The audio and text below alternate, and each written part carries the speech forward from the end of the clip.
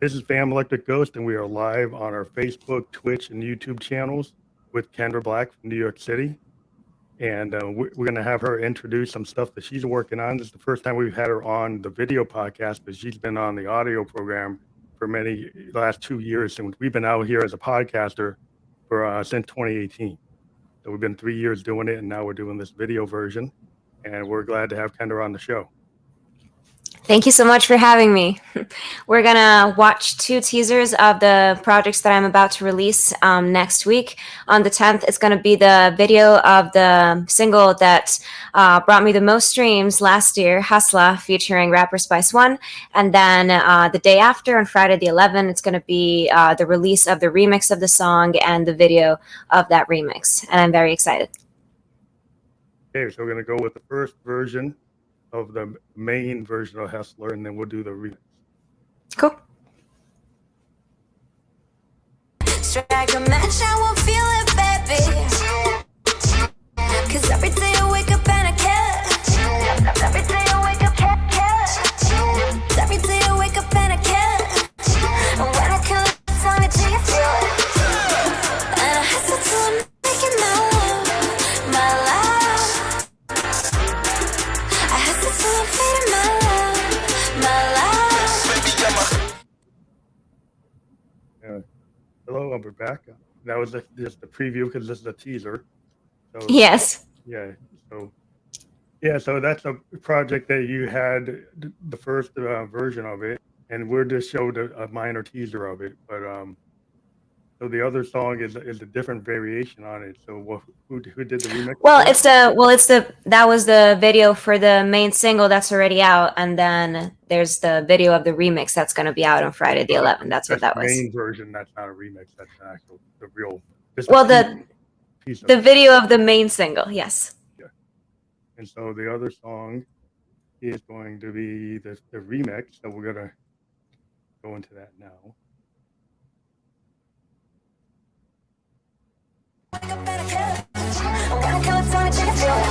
Cause every day I wake up and I care. Every day I wake up and I care. Every day I wake up and I care. And when I kill it, tell me, do you feel it?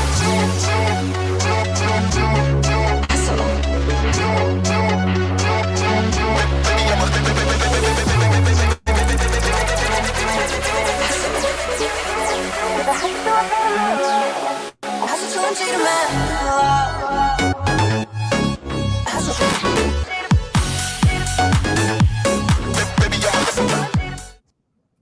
So we're back to the main program again, and so yeah, we it seems they have a little bit of a glitch problem today. I don't know what the bandwidth, everybody's home because of COVID stuff, but we try to do our best. But yeah, we'll talk more about what you're actually doing in music since the last time we talked to you.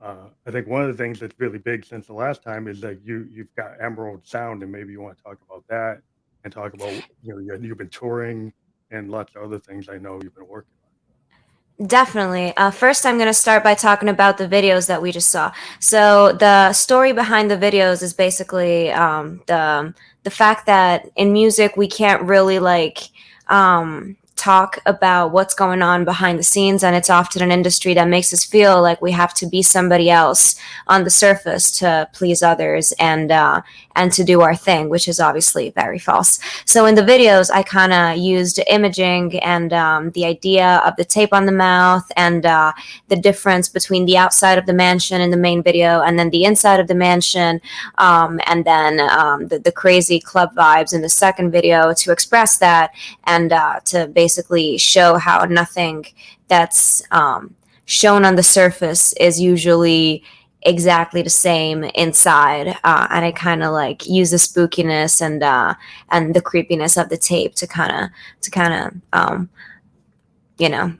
convey that idea. So the reason why these videos are important in the next releases that I'm going to have and the work that I'm going to have is that I've been premiering them at my latest shows, like the Miami Festival that I played at in March by Synchro Events. It was the first edition of Synchro Fest, which I really enjoyed playing at, and all these other underground raves where I find myself being able to play, which is a real blessing right now in the times we live in.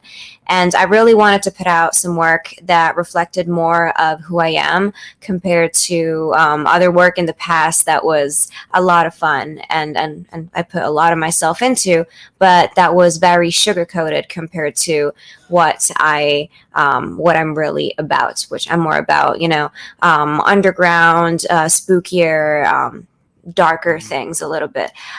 So that's what I've been working on. The songs are being released through the label of my company, Emerald Sounds, and distributed through the services I have through the company as well.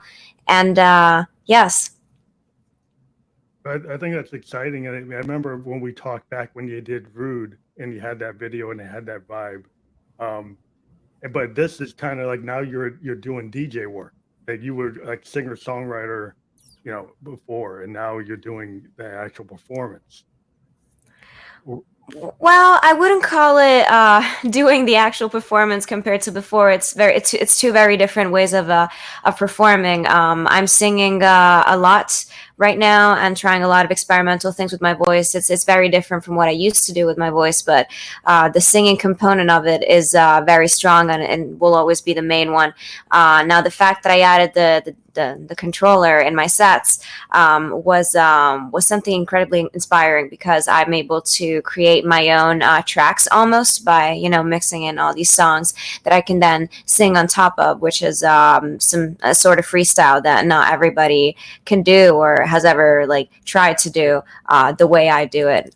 You see a lot of people that kind of talk over their tracks or sing little snippets or raps and things, but it's different from the live elements that I bring to the shows. So we'll see how things evolve, but as of right now, I'm very motivated to combine the acoustic elements of live music and singers and human sounds with the machine-made electronic sounds of electronic music, which we also love. Well, I think it's just like an interesting hybrid, because a lot of times, like you said, you'll see a DJ or like a Dead Mouse or like a Marshmallow, but they're not a singer like yourself. It's different. It's kind of like how drummers, like a Phil Collins was a drummer who could sing, and that was like a big kind of different thing, because Don Henley was a drummer who could sing, but there's not that many people who are drummers who actually can sing. True. And so I think being a DJ that actually has the kind of voice you have, and you're able to perform as if you were, in the same way vocally that you would if you were just standing in front of the crowd being a lead singer, but then you're able to be like a music director or a DJ or a modern like techno producer, EDM type of person, and actually control your mix, control your beats. Definitely. That's definitely a really cool thing if you think about it. It's kind of pushing things forward in a way. Thank you. To have somebody that has that skill set, because it's probably hard, in my mind, where I compare it to the drummer, it's very hard to kind of play and sing. Anybody who's ever been a singer that plays guitar or piano, you understand that kind of, because you can just focus vocally as a singer and not do anything else. But to have to do like what you're doing on the controllers and do your voice, I think that's a different level of skill. Thank you. Yeah, it's definitely a lot of coordination, but when it's the right moment, like to sing or when there's something that you're doing, you're transitioning into another song or singing on top of a drop or dropping a track, like everything kind of like goes in sync if you are really feeling it. So that's the beauty of it, how, once you're on that wave, you're good. It doesn't feel like you're multitasking. It doesn't feel like hard work. Then when you're not in sync, of course, it's kind of a mess. It's very important to be in sync before performances, during, obviously, and after, but before especially, because then once you get there, you need to feel the tracks. And as humans, we have the ability to feel more than we normally do, and use less of our senses than we normally do. And when you're creating art and multitasking while you're doing it, then you really need to be connected to it to break through that that moment of you know what I mean, which is Yeah, common of many yeah. humans. We're human, you know what I mean. It's kind of like if you think about like an athlete with the muscle memory, right? Yeah, no, You exactly, that's a you don't have perfect to do that example. 3-point shot because you do it 1,000 times, and you just know where to be and what to do, right? A musician, I think, like, Yeah, if you're a guitar player and you learn that guitar, you can get to a point where you could actually, you know, kinda not even think about it and sing the song and then play the guitar at the same time, and you have that skill yeah. set. I think it's like so when you started to get into the DJ aspect of it, did you immediately incorporate singing, or did you wait till you got to a certain degree of kind of muscle memory on your gear before you No, incorporated your voice, or did you do both not from the really. It started as a almost as a game, and as an experiment. I was just DJing, and obviously I'm a singer, so I started throwing vocals in certain things, and then I realized that that was something that came very natural, and I could, do it, and it could be my thing. And it was kind of like a very fast realization because it was very, like I said, it came really natural to sing certain things or try certain tracks on certain other things, other beats, or throw vocals, like any freestyle vocals and what I was doing. So I was like, okay, I can see myself doing this and developing it more, and that was kind of fun. I would have never found out if I hadn't started DJing. what made you make the decision to do that? Well, quarantine had just started. I kind of picked it up in November and December a little bit, but sporadically.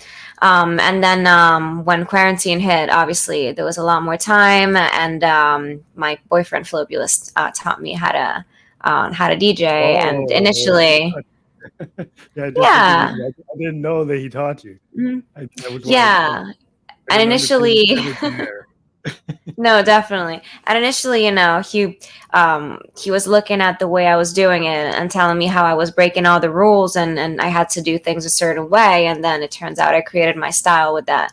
So I keep That's breaking good. rules, and it keeps selling Yeah. tickets. So that's fine. I always say, and I think I was talking to Phobius about that, like a lot of things in music today, like are cross genre, or Hmm. if you think about Yeah. people who are really innovative, like people will tell you, oh, you shouldn't do that chord arrangement. That's not what you're supposed to do. Or like you think about the story like Hendrix, like he was in the studio and he had the feedback, and all the recording engineers were saying, like, you're not supposed to do that. That's not supposed to be on the record, right?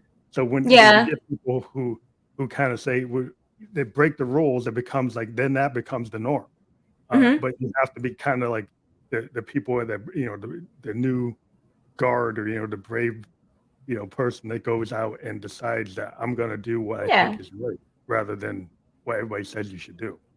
Hmm. Absolutely. I think that's like the feel, but it's really cool that you found like this new way to express yourself since the last time we talked, and Hmm. Yeah, you definitely. like you said, it's actually working for you. So you're finding a good response from your fan base. Yeah, very good. And right now, obviously, life is hard with shows and everything. Musicians are being limited a lot in many ways, especially the performing live aspect, but in many ways, including like streaming and copyright issues for DJs online, and I could go on and on. But surprisingly enough, things are going very well right now for me in terms of performing and music in general. So yeah, I feel like once one gets on the right track, no matter what's going on in the world, the rest is just excuses. There's people sitting on the couch, and there's people making music, and that's not going to change whether it's life being back to normal or quarantine. So I think that people that are working towards what they're trying to do shouldn't be scared of what's out there. Not too much at least. Yeah, so you definitely are feeling it. Well, yeah, I've seen that on your Instagram that you're doing these live shows. You were in Florida. Do you have more live shows scheduled? Yes. So after Florida, I had a lot of shows in New York, pretty much like every weekend since I came back at the end of March. I performed for synchro events, Radioactive Pulse, a bunch of New York based companies that throw EDM events and all these cool events that we all need right now. And now I'm getting ready to leave for Italy in 2 weeks, where I will have a couple shows. Definitely a set, like a DJ set, but also most importantly, my jazz shows that I do when I go to Italy. That for the moment I've been doing exclusively over there, but that's about to change. And then hopefully when I come back, I'll have a little bit of time. I have a show in Baltimore coming up by Base Synergy Productions, and what else? A show in Phoenix and one in Michigan, of which I still need to learn the details because right now that's how things are done, I guess. So once they let me know, yeah, I'll be able to update them on the website, but they're already there. The dates are already there. So if people want to go on the kendrablackmusic.com/shows section of the website, they can already see the dates, even though some details are missing. So I know you had talked about when you went to perform in Italy before with like orchestras and with like a lot more classical based music, different than what you do with the DJ type of Yeah. stuff, right? Yeah. And you're saying that you mentioned that you're going to do it beyond, not just do it in Italy. You kind of hinted you're going to do it in other places. Yeah. I mean, that's, obviously not the main direction I'm going in, but I really love it and it's got a really good response. And it's cool because it's modern songs, jazz adaptations of modern songs. So it kind of like combines like a classic vibe with like more modern, innovative things, which are obviously, what I'm all about, all about taking things and revamping them and making new versions of them and stuff. So I will be having a few shows in New York for that. I don't know when yet because this whole jazz wave is going to be brought to New York for the first time. It was usually only in Is that with the musicians from Italy coming to New York, or other people just? Oh no, I mean they will in the future, but I'm just gonna do my thing. And when I'm in Sicily, I perform with them. But they have their thing going on in Europe, and I have like my I was thing. just So wondering if you were kind of bringing yeah, that vibe with the I would Sicilian. love to. Yeah, no, absolutely. Yeah, from what you told me Mhm. before, and I think I actually saw a piece of it, or you shared some audio. Yeah, I know a couple of years, and I heard it, and I was very impressed with that. And I was like, well, if that could come to New York, that would be cool. I like. yeah, no, Yeah, definitely. that's a great idea. I would love to see that because, Yes. yeah, I'm No, into I'll that. definitely let you know about those. I feel like, especially in the summer, people are really gonna get a kick out of that. Yeah, that's really exciting. So, yeah, I don't. So, I mean, is there anything else you want to tell your fans about? Because I know, Yes, yeah, definitely. yeah, Well, Emerald Sounds, as you started mentioning at the beginning, the reason why I didn't want to go into it immediately is that, I wanted all this to come first and then talk about what I'm doing with Emerald. So basically, as you know, I'm independent. I'm not one of those, hard-headed people that want to stay independent all their lives. But at the same time, I'm proud to say I'm not looking, because I happen to be growing and doing really well with what I have, and obviously I'd love for my team to grow even more. I'm currently putting together a more extensive crew for when I go and do these shows because sometimes that is lacking. You think you can just show up and play, but that is not the case. Doesn't matter where you go, really, how big or small the show is. You always need your people. So I'm currently adding people to my team because, a couple aren't enough. And what else? Yeah, basically just building my PR. For example, I started working with Instinct Media Productions, and they have all these other avenues and things that they're working on that they're basically implementing for me and for the company.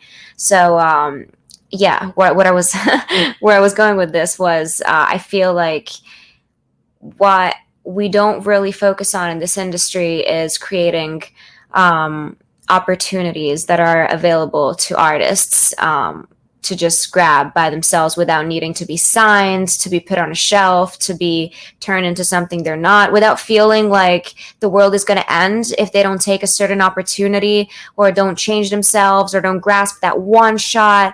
I mean, this was cool back in the day. It was great. That whole like vibe of like, oh, I'm going to make it today because this is my one shot. That was great. I'm not hating on that. But things have changed, and people are not only we're more, but also given the resources and where we are at now in life and in the world, there's more people doing more of the same things quickly and and more everywhere. So what I'm trying to say is we need to change the system a little bit. So what I wanted to create and what I'm trying to develop with Emerald is a system that helps artists, regardless of their management status or whatever, a safe space, a safe platform where they can come in and pick what they need, what elements they're lacking. They can consult with us and have us kind of like tell them what they're lacking, or they can come to us with an idea like, all right, I need music to release, or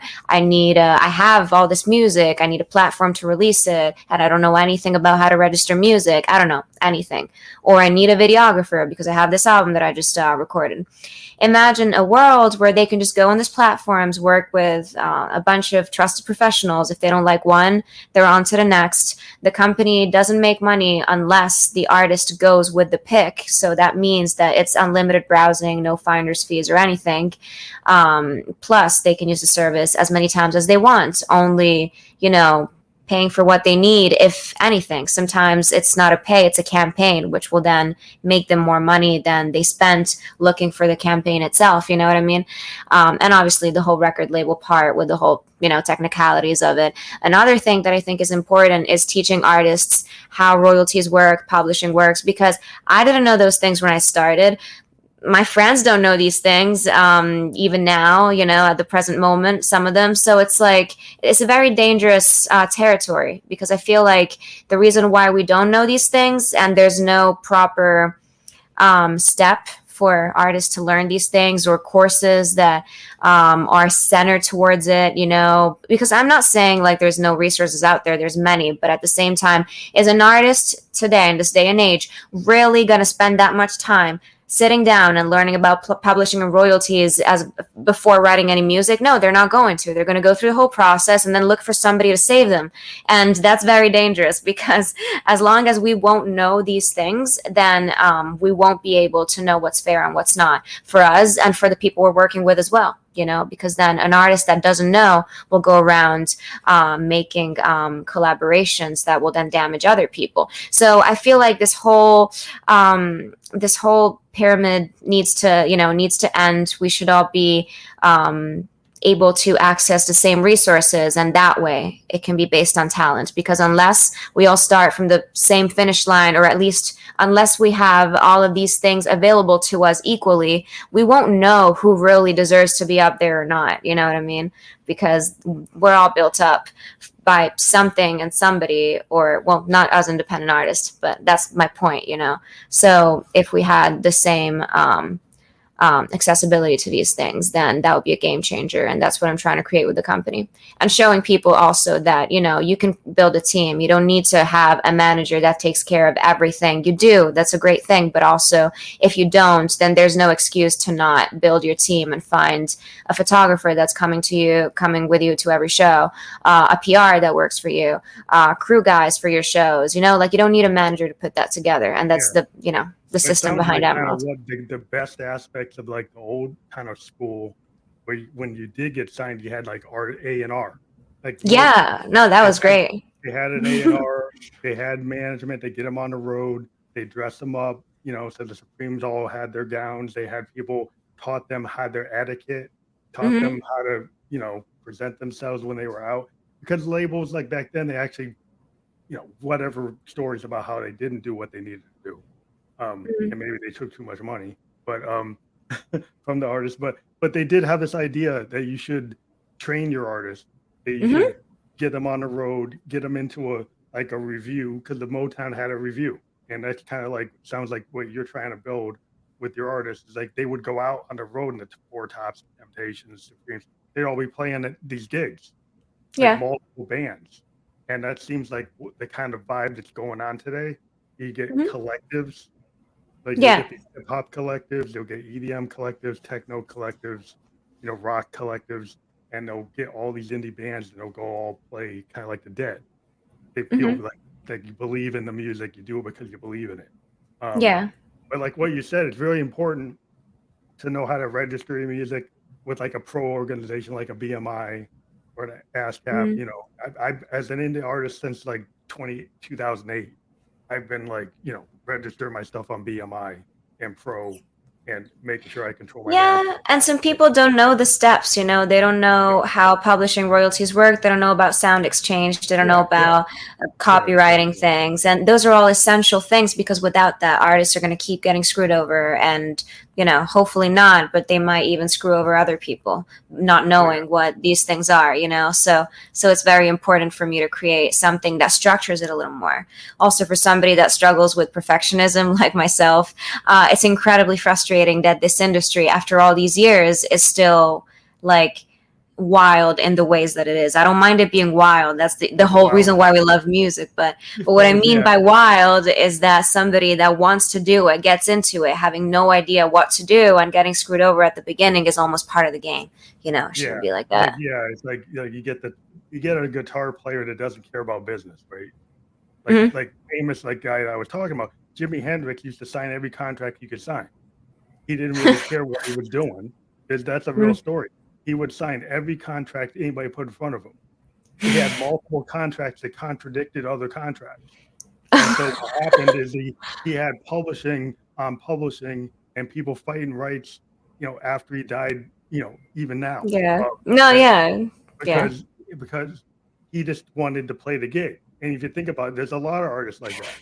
Yeah. Because like they're just talented and they don't have a business sense, right? Because they're and that's kind of hard. And people will there are sharks that will take advantage of that. And so Money. even the great guys, you can find stories about like all the great bands, like the Beatles. The Beatles didn't get a good deal at the beginning. They No. were like getting a really bad deal. I mean, they only got a good deal like in the mid 70s. They Yeah. redid all their deals. I mean, all the big rock and roll bands had to renegotiate in the mid 70s compared to Yeah. what they were doing in the 60s. So I mean, even big guys like the Stones and the Beatles and Zeppelin, they didn't have the best contracts at the beginning. Hmm. Uh, so I mean, it's a common story that and I think every musician needs to kind of think about what you're saying. They need to read a little bit. They need to find somebody like an advocate like you. You go to Emerald Sound and find out what you guys offer because That's the thing, if it can become a hub where people have questions about whatever it is and go on and find the help that they need for things to run smoothly, then, I'm happy. yeah. Well, I think it's a great thing to offer those kind of services, kind of like a la carte, and you take what you need, or you decide that you need more or you need less. And I think it's cool that you give that kind of latitude. Yeah, no, Because definitely. a lot of artists, we're kind of starving artists. You might not have enough to do the whole package, but you But need that's the thing, resources. yeah. When you make these things accessible and make sure that people know that they can have unlimited consultations, unlimited browsing, then at that point, you're giving them at least the opportunity, at least the tools available in front of them to do what they need to do. And then it's up to a lot of factors whether they do it or not. But at least you're giving them that opportunity. That's And what I I like strive for. what other point you said that I think it's real important is in this kind of game of the industry, there is a lot of say you must give me X amount of money in 3 days or 20 days or it's off the table. There's a lot of that Yeah. kind of putting pressure on people and they're saying, oh, that's my only opportunity. I better go find a way to get like Mhm. X amount of money because they're telling me I gotta get this in 10 days or 20 days or 30 days. And you're like, why? Yeah. Because like you're still here. Your work is good yesterday. It's good tomorrow. It's good 4 days from now. Good a year from now. Why do we got to do it in 20 days? But regardless, um, yeah, I think it's great where you are, and what's going Thank on you. with COVID, and you're able to get back on the road which is a lot of guys I've been talking to for the last year. They're struggling to do that, so that's really encouraging. It's a struggle. That you found a way to do it. It's not always smooth, but it's happening. That's a good thing. That's a really good thing. And so we're trying to do, ourselves this thing in July to get people who are having trouble, getting out to the people doing a live performance through this platform. And Yeah. we've got about 18 bands so far out of the Nice. 60 we've talked to since 2018. And so we're pretty happy where we are. It's going to be our first attempt to do this. So we're growing pains.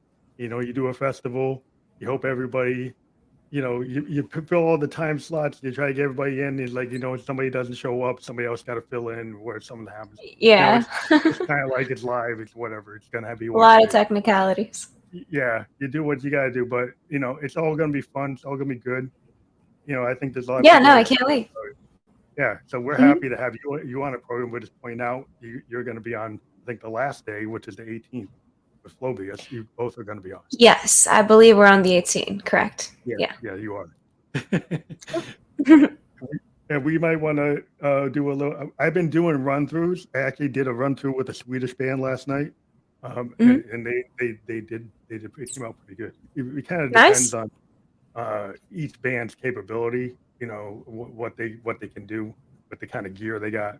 It's everybody. Yeah, with the tech. Yeah, with all the, because doing things online is a little different. You need good.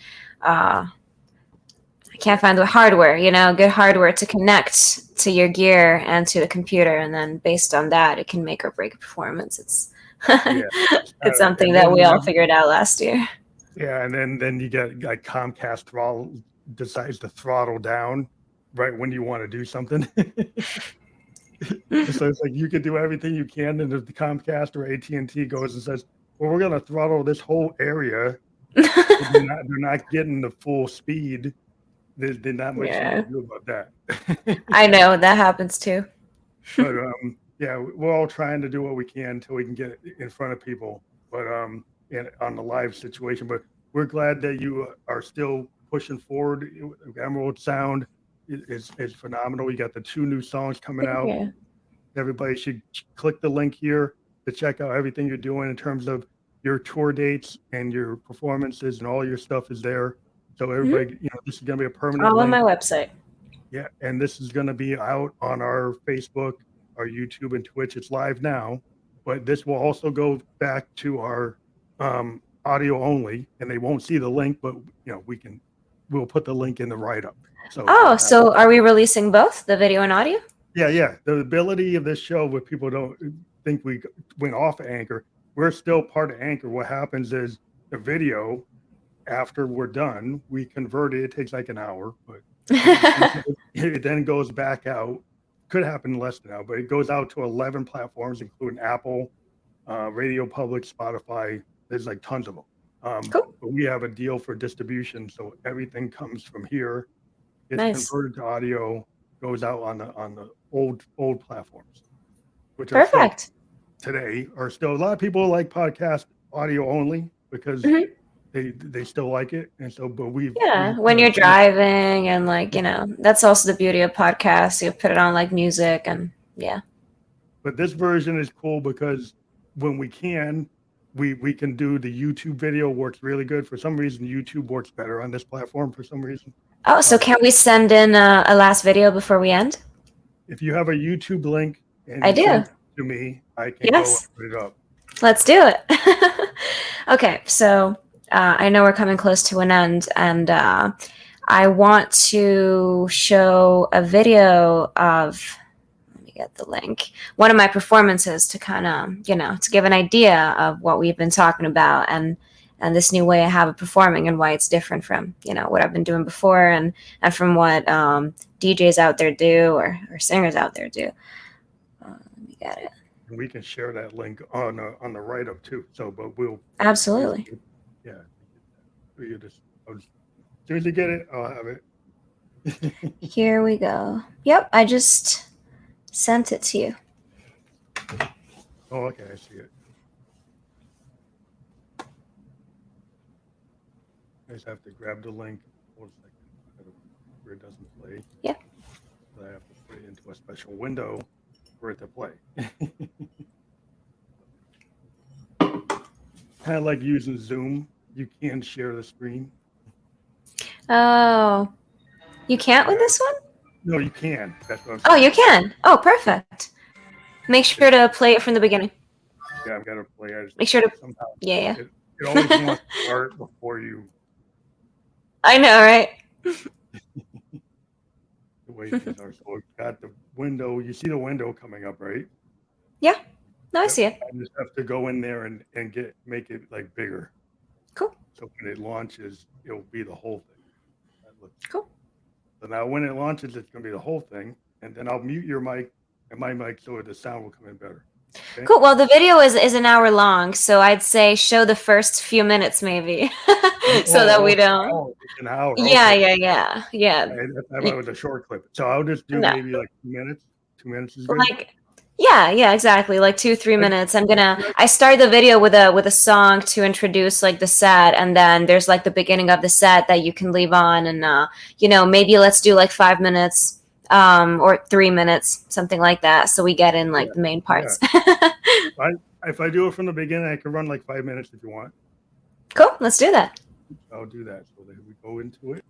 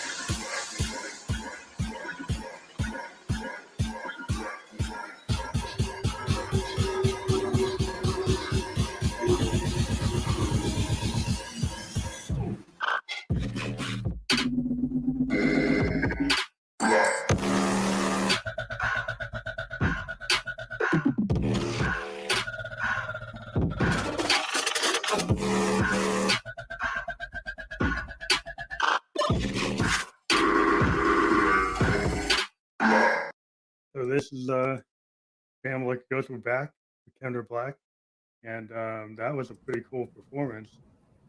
Yeah, thank you. That's pretty. I think for some reason the YouTube comes in a little better. I don't know why it works better, but yeah, I It's a was able to- laggy day. It's okay. Yeah.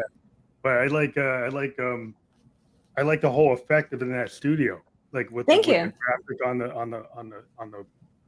I guess you have that performance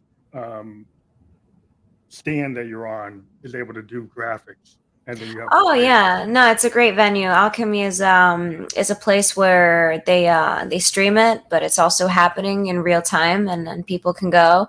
But it's also like a streaming performance with like episodes, so that's nice. Yeah, no, I really So enjoyed that show. Electronic musicians play there, or can bands play there? I think it's more like DJs, or that's what they've been having so far, but it may change. Yeah, I was actually. Yeah, because of COVID, and also like what I was thinking about in the future is like I deal with talk to a lot of rock bands, to a band like Nice. 5-piece rock bands that would love to have a spot like that to stream from. If you think about it, because like if they could do a performance and reach a big audience, Yeah, no, definitely. in a cool way. So that's cool what you're doing there. It kind of gave me an idea. Yeah, no, yeah. And I'm not sure if I was the first singer. I think I was the first singer that performed there, but I was definitely the first woman that performed there. So that was a big step. That was fun. Yeah, so you broke ground. So maybe I say, hey, what happens if you actually have a band play? What if you have a guy bring a Marshall stack and you mic it up, kind of grunge it out, That would be cool. Like I was talking to this German band, and they were doing this really heavy metal, and I'm like, yeah, I still believe in that. I still like Ozzy. Yeah, no, I love metal. My brother sings metal. Yeah. So I could picture that. That could be a cool thing.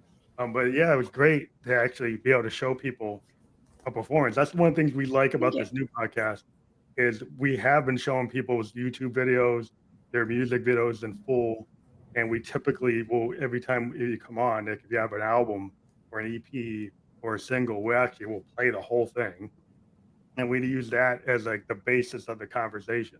Nice. So that people actually get to hear the band that we're talking about or the song we're talking about. And compared to the other show, we did talk about it, but it's nothing like actually seeing a performance. I was glad we were able to show like 5 minutes of that. Yeah. Got a good feel for what you're doing. Definitely. And when these things are out, if you want, we can premiere them. Yeah, we love to do that. So if you've got the time, and you've got like you'll let me do it, because some people, some companies, like they won't let us show the whole thing. So it's like, okay, fine, we won't do it. Well, not before the release, but the day of the release on, then we're good. Yeah, well, a lot of times we talk to people like a day or two, a week after, and they let us do it. But nice. Like, unless you're like, if we run into some guys that are totally like do it yourself, and okay, they do have it, so they'll do it. Yeah. But yeah, we're happy that you came back on the program. We're excited. Same. Thanks for having me. Yeah. So this is gonna be out on my channel. It's out right now. We'll send you the links after we're done, so you have them. Perfect. And thank you, and have a safe weekend. Are you You too. performing this weekend? Yes, actually, tomorrow, but it's a private party. It's not a show. And then I might have one more show before I leave for Italy. Before catching my plane the next day. So we'll see if that, if I'm able to do that, because it's cutting it really close. But if not, there'll be plenty of shows when I come back. That's cool. Well, good luck, and when you go to Italy, I would love to. Thank you. Gonna film that? You gonna film that? Yeah, I might film a lot of parts of the trip. We have a GoPro 360, so that's a pretty fun toy to record vacations and stuff, and shows, of course. In Yeah. the shows, that you gotta get like a good video. Oh yeah, no, absolutely. I have Yeah. I actually have lots of shows that I have to post about after the Miami show that I did. I'm just like late posting because so much has been going on, but I'm going to be releasing those soon as well, and I'm filming the one in Italy. So everything will be on KendraBlackMusic.com. Yeah, that and my social media platforms as usual. Okay, well, thank you. Everybody check out Thank you. www.KendraBlackMusic.com. Check out Emerald Sound. I know you're on Instagram. You're probably on Facebook too, right? You're probably everywhere. Like you're on Yeah. Well, as Kendra, it's Kendra Black Music everywhere except for Twitter, which is Kendra Black Live. And then Emerald Sounds is Emerald Sounds Company and Emerald Sounds Co. on Twitter. Cool. It's always good to get out there. Yeah, Sometimes definitely. you get to ask people, and they like, "My bad." It's okay. Yeah. Okay. Thank you. Have a good night. Thank you. Bye.